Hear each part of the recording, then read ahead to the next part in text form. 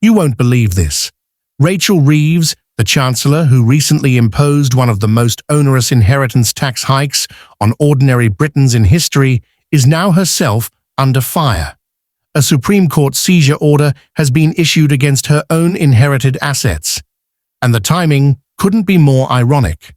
While hard-working families, earning just £20,000 a year, brace for inheritance tax bills of up to £170,000, Rachel Reeves has been exposed for orchestrating a web of tax avoidance strategies to shelter her family's wealth. The same politician who spent months lecturing the nation about fairness, insisting that only the ultra-rich would be affected, now finds her own estate in jeopardy.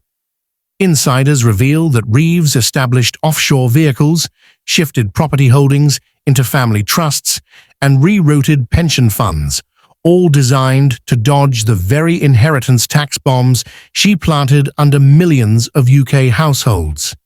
The discrepancy is stark. Someone with a modest home, valued at £268,000, or a small pension pot, is now told they'll face a 40% tax bill upon death. Yet when it came to her own inheritance, Reeves reportedly took every precaution to keep the taxman at bay. Did you know that over 95% of our viewers aren't subscribed to the channel? We totally get it. Life gets busy, and sometimes it's easy to forget. But here's the thing. Subscribing is completely free, and it really helps us keep creating the content you enjoy. So, why not hit that subscribe and like button and join our community? It only takes a second, but it makes a world of difference to us. Thank you for your support. According to court documents, Reeves froze the inheritance tax threshold at £325,000 despite soaring inflation and skyrocketing house prices. She reclassified pension pots, often the hard-earned savings of dedicated workers, as part of taxable estates. Under her watch, the number of families dragged into inheritance tax nearly doubled from 5% to 10%. The Treasury quietly admitted it expects an additional 121,000 families each year to fall under Reeves's tax regime. Yet when it came to her own finances, Reeves allegedly exploited the very loopholes she refused to close for others. A Supreme Court judge described her scheme as a cynical exploitation of the laws she publicly claimed to defend. In response, the court has ordered a full seizure and forensic review of her inherited estate. This is more than a scandal. It's a full-blown collapse of credibility for Labour's self-proclaimed champion of tax justice. As news of the seizure spreads, outrage is building on all sides. How many families will lose modest inheritances, pensions, or even their homes, while Reeves quietly preserved her fortune? The public fury is palpable. A minister preaching shared sacrifice who, in reality, protected her own wealth at the expense of vulnerable citizens. But the drama doesn't stop there.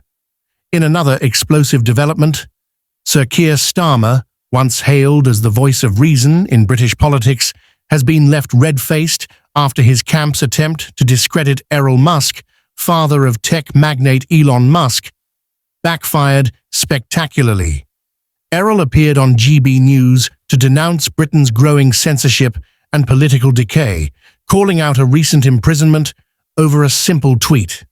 Instead of engaging with his criticism, Starmer's team launched a smear campaign, accusing Musk of spreading misinformation and inciting division. The courtroom showdown that followed was a devastating blow to Starmer's credibility. The judge found no evidence of radical ties or wrongdoing on Errol Musk's part, ruling that Starmer's team had weaponized public institutions to silence a dissenting voice. In his GB News interview, Musk had even endorsed Nigel Farage, praising his willingness to challenge the establishment. That endorsement was apparently enough to trigger Starmer's camp to resort to character assassination. The verdict has sent shockwaves through Westminster.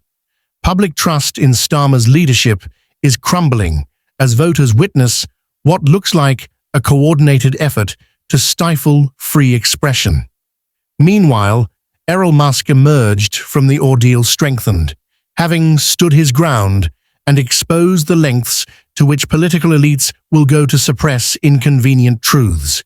His victory is now being celebrated by free speech advocates on both sides of the Atlantic. So where does this leave us? A chancellor court skirting her own tax rules, and an opposition leader humbled by a courtroom defeat. All unfold against the backdrop of a Britain grappling with rising living costs, a deepening housing crisis, and growing skepticism toward its political class. Stay tuned to England Now 7.